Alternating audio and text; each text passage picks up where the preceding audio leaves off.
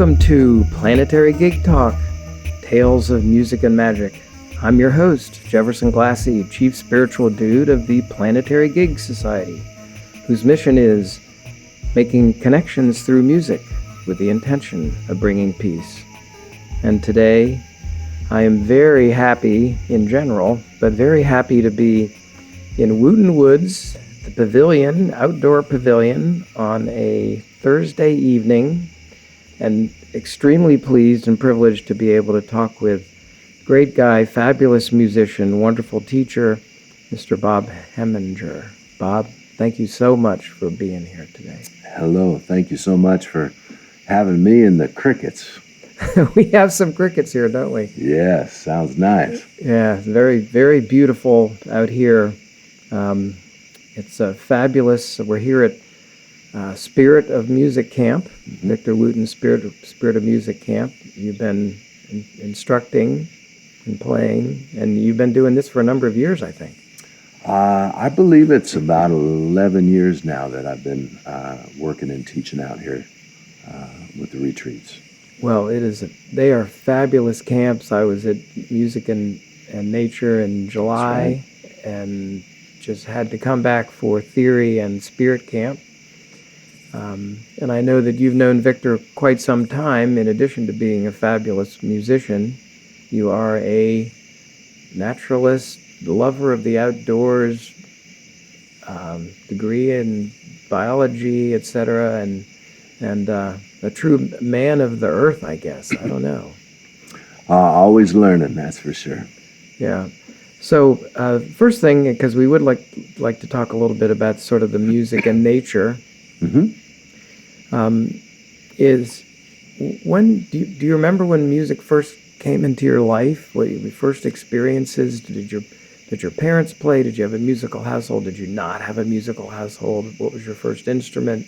It's kind of your musical trajectory. Good question. We let me see how I can tell the story. I was adopted. Now, the parents that raised me didn't play music. And I was the oldest of four adopted children. And they noticed right away at a very young age that I somehow had the ability to kind of sing back melodies and things that I would hear even at about 3 years of age. I just seemed to have a knack for it. At 5, I went into kindergarten class, and the music teacher called my parents and said, you need to get this guy into music lessons. Nice. So my parents got me into playing piano early on. And pretty young then? Kindergarten. Second or third grade I played just basic piano, took the regular lessons. And then it wasn't until 5th grade that I picked up the saxophone, which has turned into my main instrument. And I started just really doing public school. I had some great band teachers. And I learned music that way. I didn't take private lessons or anything like that. This was back in the day where if you wanted to learn a song, you'd drop the needle in the record and play along with it. And I think that early training gave me some pretty quick ears. Thankful for that. I found out later on in life, I reconnected with my birth mother, and I found out that her side of my lineage had a lot of musical talent. Really? Yeah. And that when she was carrying me, she would listen to records. Miles Davis. She would listen to Dave Brubeck's Take 5 Miles while I was in the womb. Yes, and it's so interesting to have found that out later in that connection. And that again, is very interesting. My parents were not musical, but they certainly saw that I had a gift of sorts, and they encouraged that. They supported you in that. Thank them for hauling me around all those years and playing music. Then I went into college, and my two loves truly are music and nature. And so when I got to school, I went to Central Michigan University, and I realized that I really wanted to study and learn everything I could about the natural world. Yeah, where did you grow up? Did you have? I grew up in Michigan. And were there, when you were younger, similar to the way that you had, an inclination and a desire to do music, were you always in the backyard in the dirt and playing with bugs and stuff? I think I probably ate a few too. I think I always was, and I remember we moved from sort of the city between my second and third grade year. That summer, we moved out to Rochester, Michigan, and at that time, that was kind of the sticks. And we had an entire acre yard, which was huge compared to what I had known before. And across the street was a square mile of swamps and fields.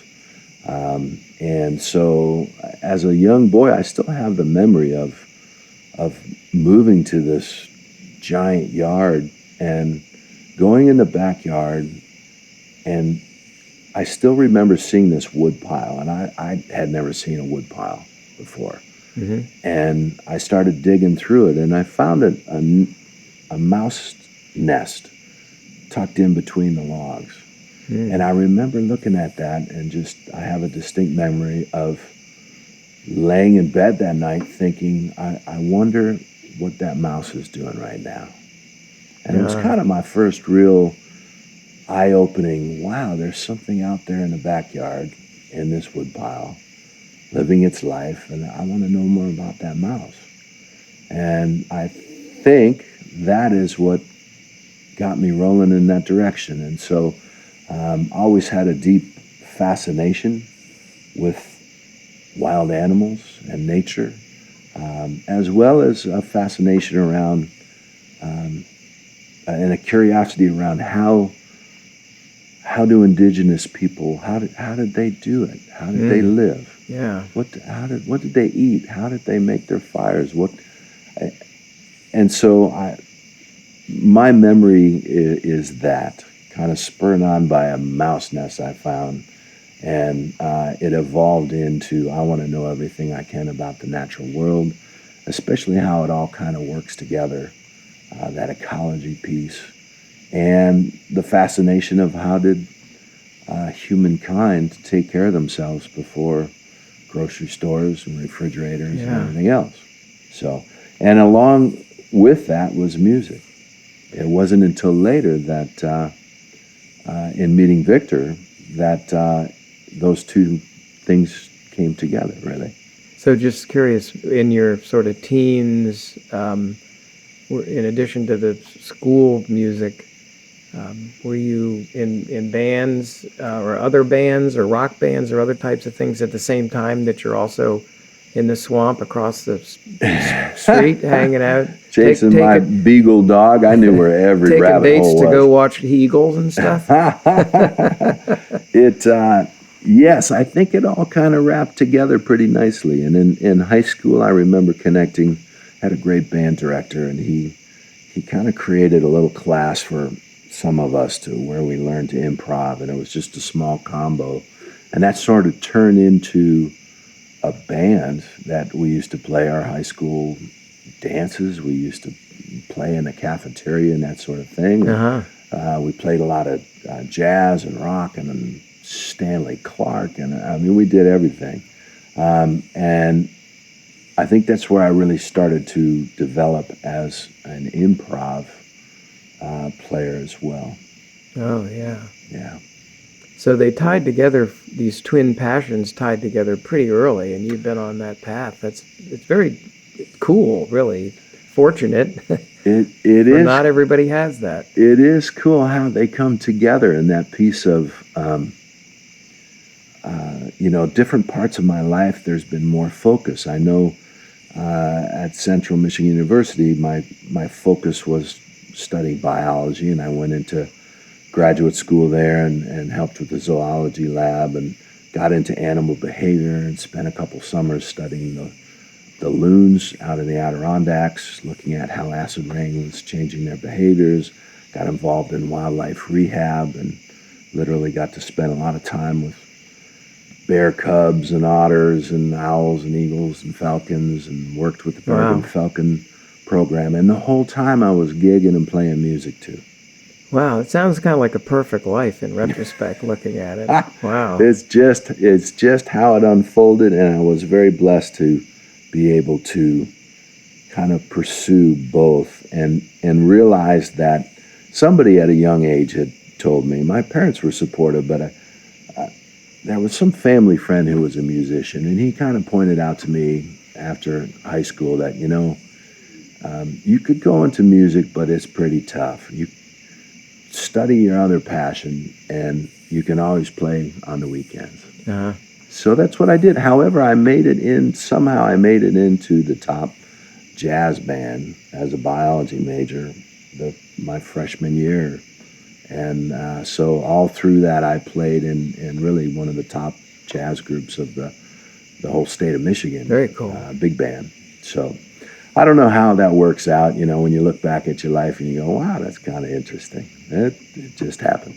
Yeah, so then as you became an adult, Mm-hmm. and you then had a profession, jobs, Mm-hmm. it sort of just kept going like that, I guess. It did. After graduate school, I connected with a guy I had read some of his books, this Tom Brown Jr., Right. the tracker. And I had gone out and taken one of his basic classes. I think that was like 1987, 88, something like that. And he asked me to be an instructor, which was quite an honor. His camp is in New Jersey. Yeah, of all places. The largest wilderness survival school in the world is in New Jersey. Yeah. And there's some beautiful parts of Jersey, actually. Yeah, right. We were up by the Delaware Water Gap area, and then we were also down in the Pine Barrens. But so I ended up working for him from, I guess it was 89 to 92.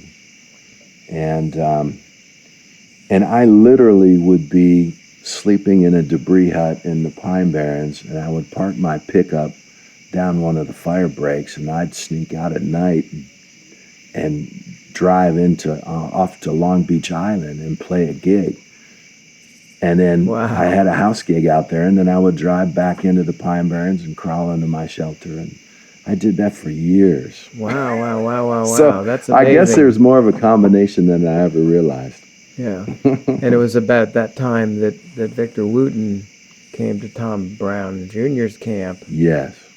And, well, it's kind of famous around here, but you taught Victor how to make fire, right? I helped him. Helped him. Right, and you showed him. Maybe Victor would say. Yeah. I was very encouraging him. And then he got it. So that was very interesting, meeting him. I still have a memory of meeting him. The first thing he did, he asked me, would you help me set up my tent? He said, I've never put up a tent before. I was really encouraged by this person who hadn't had any experience before, but was fascinated by Tom Brown Jr. and the books, and that he had the courage and the insight to come out and take a camp with us. And I remember he had to miss, I was teaching a tracking section, and he had, at the end of that first week, and he had to miss it. He told me he said, I have to go into New York City and play this gig. I'm going to miss the day that you're teaching about tracking. Can we connect in a few weeks and you share what you shared with the group? I said, sure. And I said, well, what are you doing in New York City? And he said, Bela Fleck and the Flecktones. Wow. I had no idea who that was. Victor had told me, he said, I play the bass. And I said, I play the saxophone. I had no idea he plays the way he plays. Right. It took a couple years, and we hung out quite a bit in the woods and tracked animals and did the primitive skills and some of the stuff that we're doing here in the Spirit Music Camp as well. And we just connected, but I never knew how he played, and I didn't know any of that till probably 1992 in Telluride at the Bluegrass Festival. It was the first time I saw him play, and I just couldn't believe that was a guy I'd been hanging out in the woods with. Yeah, wow, it was that's really amazing. Fun. Really fun. Yeah, for the record, I'm going to say that Bob also helped me make my first fire about 15 feet right over there. There I you remember go. you gave Beautiful. us a couple of incisive little timely tips that we got it. Beautiful. So did you have early on, or did you develop thoughts about the connections with music and nature? Or does that sort of come later maybe? Do you remember anything about that? Or I love that question. When I look back at things, I believe I had those two very separate, things growing up, music and nature. And one of the things that I remember about Victor at that first week was the whole time we were teaching him wilderness survival, he was seeing it as music. The whole thing was music to him. And he saw it through music. And he will tell you the same, that was kind of, that week is when he put those two things and saw the connection. Wow. So I thank him for seeing that. And over the time that we've been friends and worked together, really, I thank him for helping me see how those two things, in many different ways, are connected and how they can help each other. And, I was as I said, at music and nature camp, and I see that now too. Yes. How would you describe, from your perspective, because I've seen Victor do his thing, how would you describe the connections that you see? And obviously nature is powerful and music is powerful, but particularly as, intertwined, how does that power come through? I think it can be described several ways, and of course it's best to be experienced.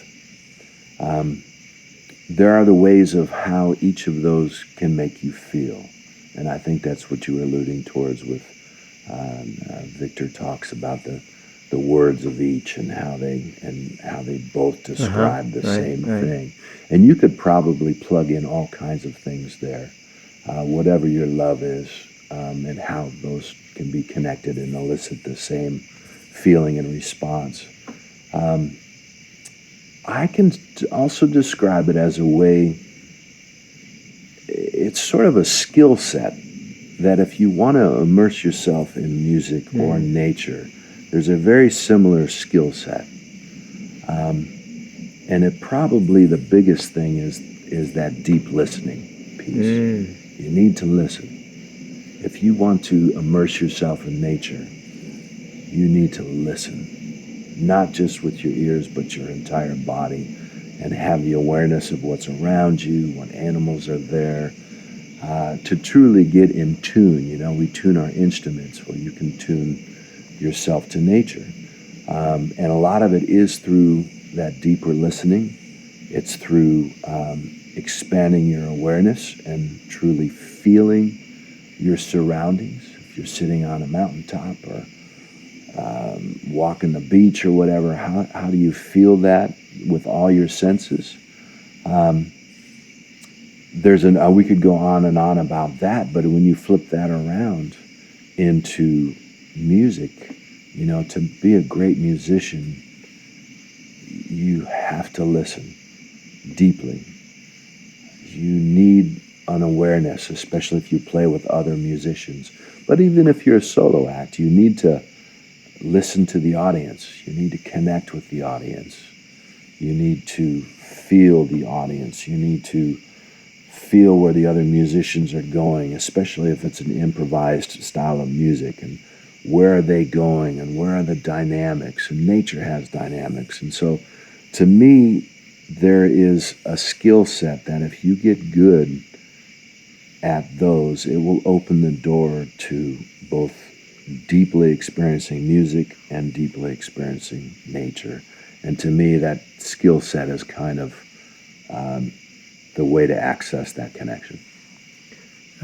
That's fabulous. Do you have maybe examples or particular things that you would say to the question of how have you seen the power of music affect you, how it has affected you, how you've seen it affect others, whether musicians or audiences, and maybe similarly with nature? I mean, obviously, big giant storms that roll in, that's pretty powerful. Yes. Big tree, all that. I mean, Yes. kind of almost just, but how would you, explain some examples or instances, stories about just the power of music and the power of nature, how they interrelate or not?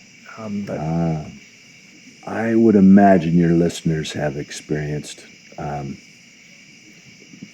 at least through music and maybe through nature, those times where you feel just fully connected and in the moment. I think there's a power of being totally in the now. For me, music puts me in the now. Especially, for some reason, I end up sitting in with lots of artists at big festivals, and I have no idea what the song's going to be.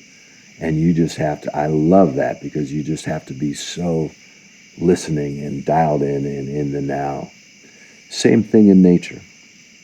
That deeper connection when you're totally, you not only are in the now, but you're connected with everything. And maybe your listeners have had that experience as well. Well, all of a sudden, and I believe you go deep with these podcasts, there really is, you're kind of touching that oneness, that connected with all things.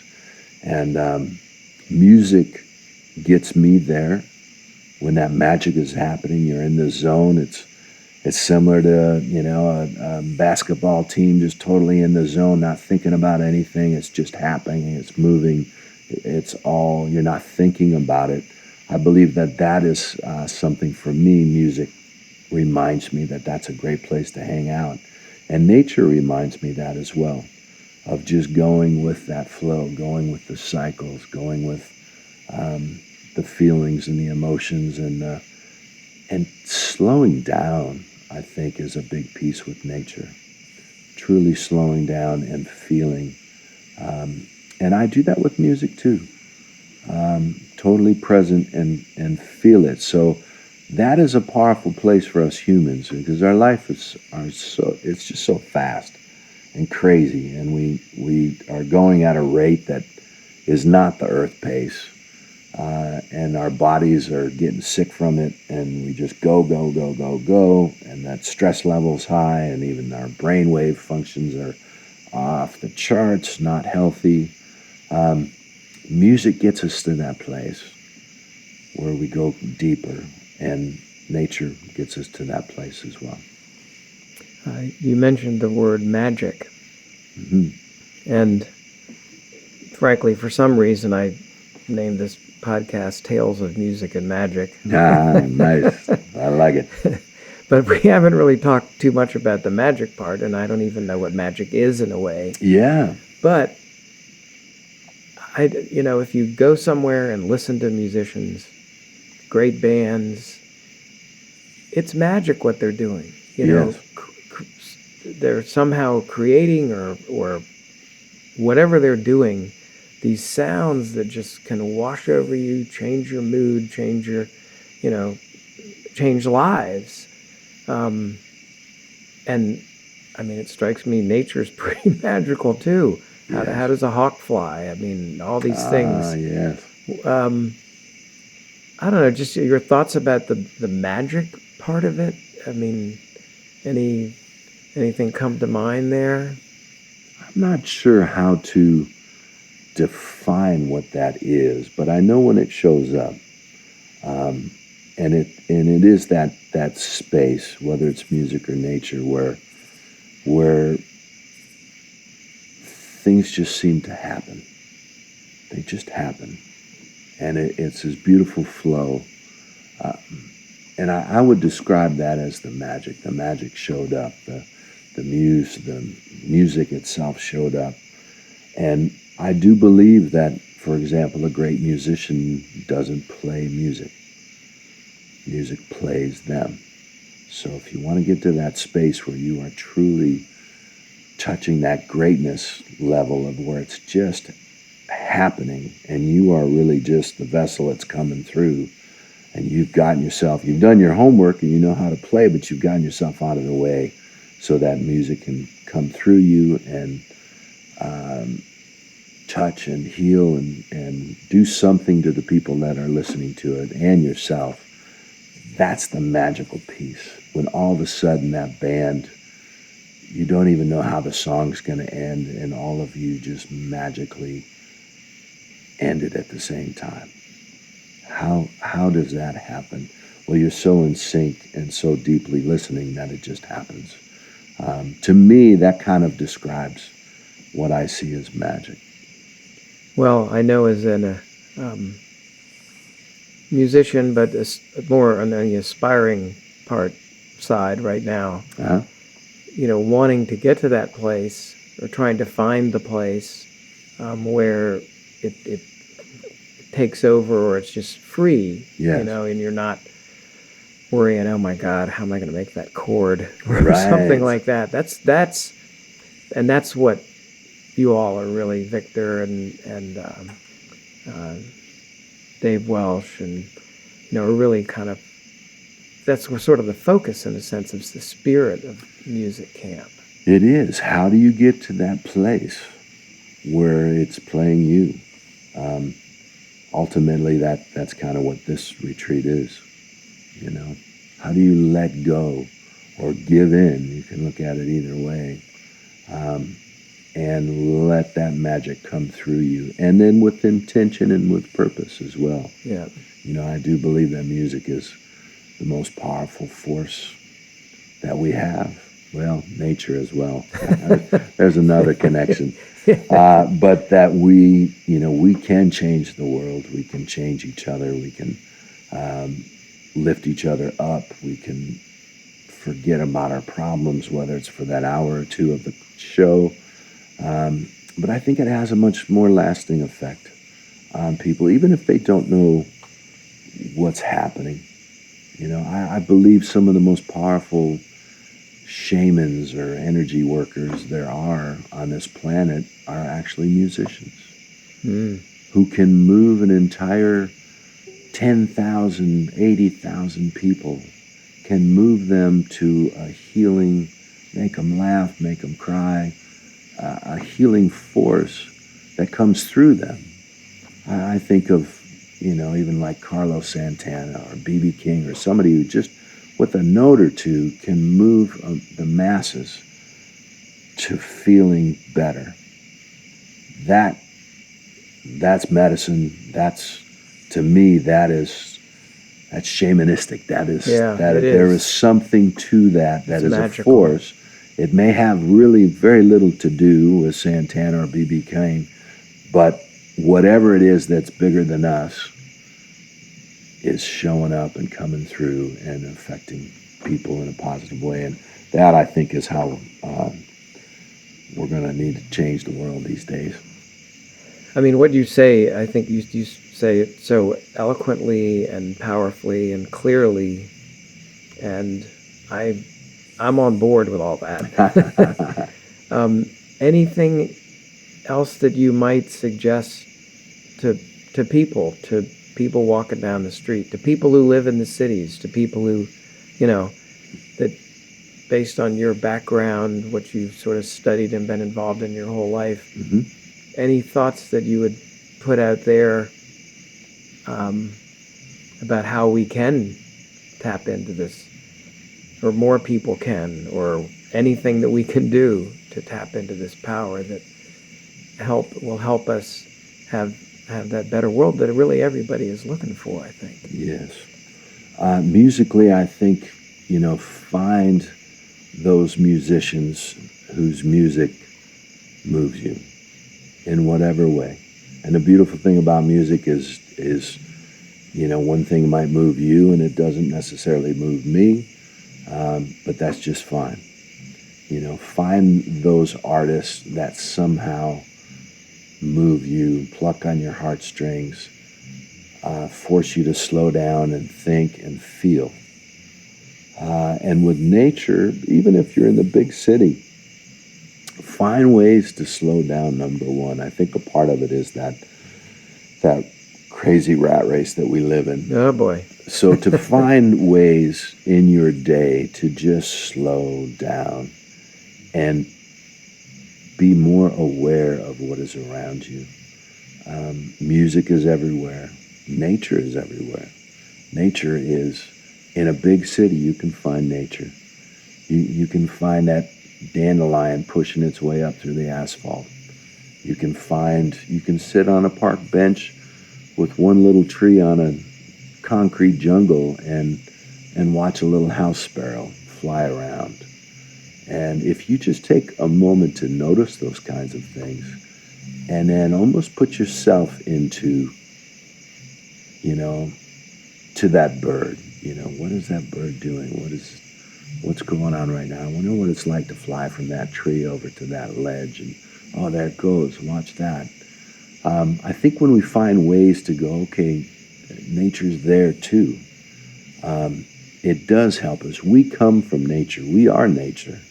And we have lost our connection with the earth in that deeper sense. But it's still there. It's there. It's just a kind of a muscle that has atrophied. And so there's ways of connecting and reconnecting and seeing it everywhere, just like you can hear music everywhere.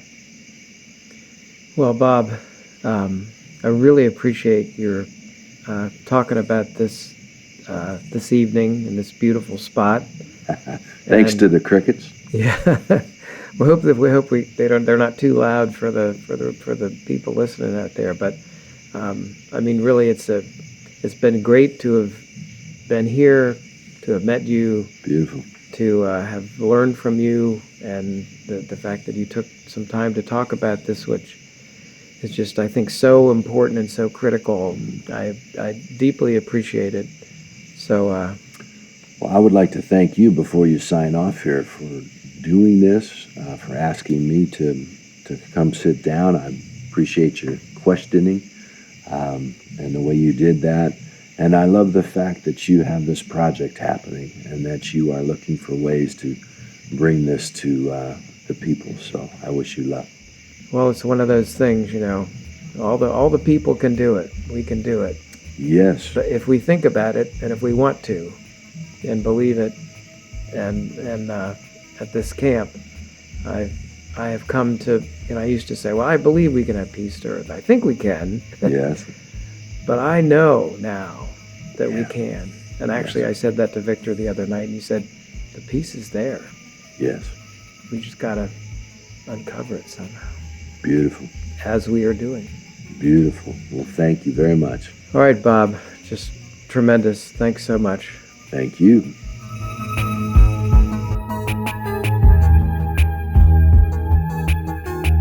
You've been listening to Planetary Gig Talk, Tales of Music and Magic. I'm your host, Jefferson Glassy, Chief Spiritual Dude of the Planetary Gig Society. We talk with musicians and others about the power of music and how we can use music to help create a better world.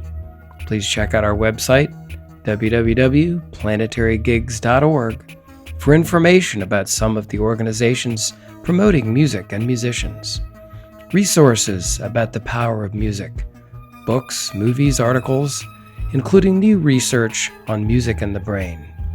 We welcome your support. The Planetary Gig Society is a Section 501c3 charitable organization, and you can donate on the website. You also can receive a free email signature block demonstrating your support for Planetary Gig Society. Please follow us on Twitter, Instagram, and Facebook at Planetary Gigs.